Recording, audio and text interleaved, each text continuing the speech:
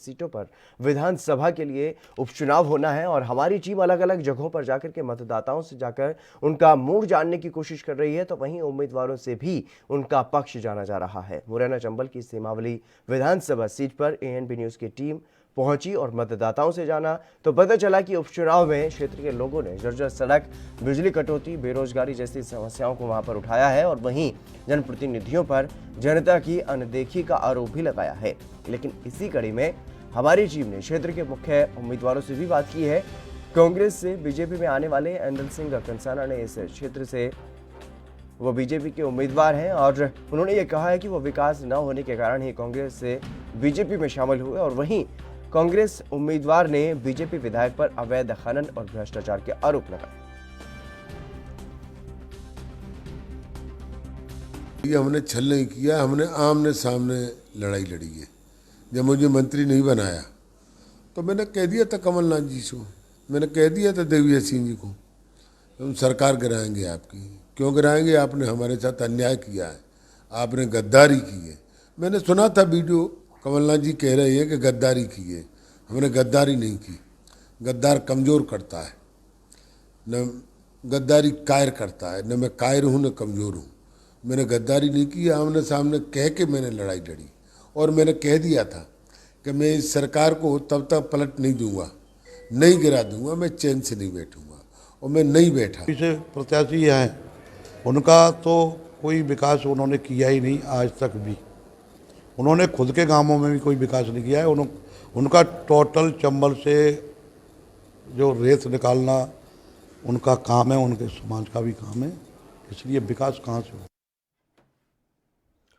उपचुनाव को लेकर के एएनबी न्यूज की टीम ग्राउंड जीरो पर है और वहां पर जानने की कोशिश लगातार ये की जा रही है कि आखिरकार जनता का क्या कुछ मूड है और किस तरीके से वहां पर जो जनता के बीच जो जा रहे हैं उम्मीदवार, उनके मुद्दे क्या कुछ हैं। तो शैलेंद्र परासर हमारे साथ जुड़ चुके हैं। शैलेंद्र, आपसे जानना चाहूंगा, जिस तरीके से लगातार आप ग्राउंड जीरो पर हैं, जनता से जानने की कोशिश कर रहे हैं कि उनका झुकाव किस तरफ है। जनता किसी और मुद्दों पर बात कर रही है, जनता असल मुद्दों पर बात कर रही है, लेकिन जो उम्मीदवार हैं वो एक दूसरे पर सिर्फ और सिर्फ वार पलटवार कर रहे हैं। बिल्कुल, देखने में यह भी आ रहा है कि जिस तरह से दोनों प्रत्याशी बीजेपी और कांग्रेस के एक दूसरे पर आरोप प्रत्यारोप लगा रहे हैं, लेकिन यहाँ की यथास्थिति और क्षेत्र की बात करें तो सुमावली क्षेत्र में हम लगातार ग्राउंड जीरो पर रिपोर्ट कर रहे हैं और यहाँ पर अव्यवस्थाओं का मंजर भी देखने में आ रहा है। लोगों को रोजगार नहीं है तो किसी को मूलभूत सुविधाएं नहीं है, तमाम ऐसी समस्याएं आ रही है जिसके लिए मेन मुख्य रूप से रोजगार और मूलभूत सुविधा होता है। वही जब इस क्षेत्र में लंबे समय से यहाँ कांग्रेस का कब्जा रहा है, लेकिन बावजूद इसके कांग्रेस के विधायक जिस तरह से एंदल सिंह कंसाना बीजेपी में ज्वाइन हुआ, बीजेपी के प्रत्याशी हैं, साथ ही साथ उनके ऊपर कांग्रेस प्रत्याशी अजब सिंह कुशवाहा आरोप लगाते हैं कि अवैध खनन करते और काफी बड़ा तादाद पे यहाँ पर लोगों द्वारा खनन किया जा रहा है। और वाकई यहाँ पर इतने देखने में यह आता है कि खनन के मामले तो बहुत ही चरम सीमा पर है और रोजगार मूलभूत सुविधा निचले स्तर पर लोगों को मिलती नजर नहीं आती है। तो जनता का मूड क्या कुछ भांप रहे हैं आप? क्या एंदल सिंह कंसाना के साथ जनता खड़ी है या फिर कांग्रेस के साथ?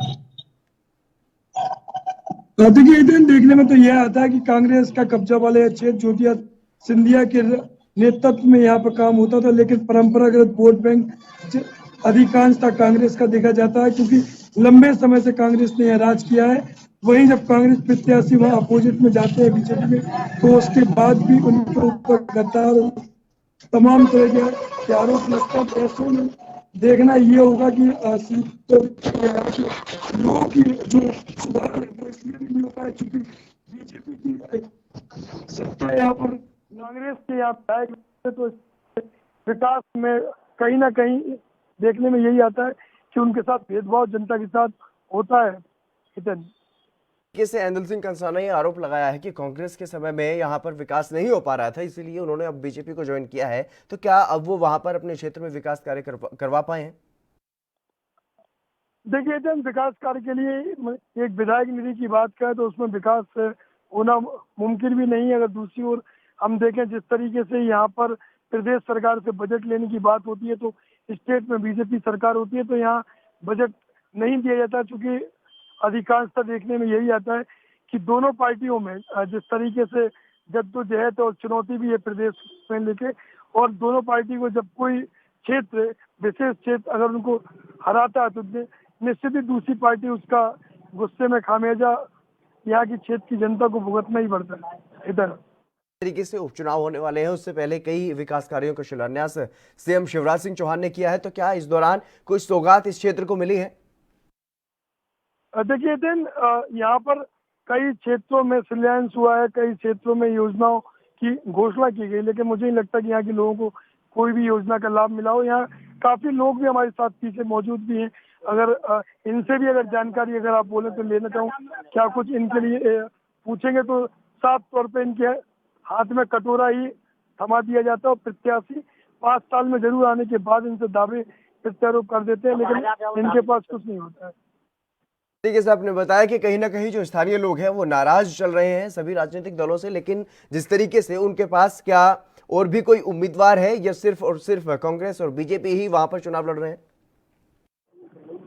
कई लोग हैं यहाँ, बीएसपी ने भी काफी समय 1-2 बार बीएसपी को भी यहाँ की जनता ने मौका दिया है, और बीजेपी कांग्रेस की अगर हम बात करें तो यहाँ पर कांग्रेस का ज्यादातर समय रहा है, बीजेपी को कम यहाँ मौका मिला है। और यहाँ की जनता की बात करें तो ये जिस क्षेत्र में भी हम मौजूद हैं, राजस्थान और मध्य प्रदेश का ये बॉर्डर है जो कि सुमावली क्षेत्र में आता है, और यहाँ सुमावली जो विधानसभा है उसकी काफी जगह हमें यही देखने में आता है कि वहाँ तो ना तो सड़क है ना ही बिजली की उनकी जो सुविधा, जिस पर सरकार उनके बिल माफ करने की बात करती है और नलकूप योजना की बात करती है, तो उनके पास पीने की पानी की सुविधा भी नहीं है। कई किलोमीटर तक यहाँ के लोगों को पानी की सुविधा के लिए जाना पड़ता है।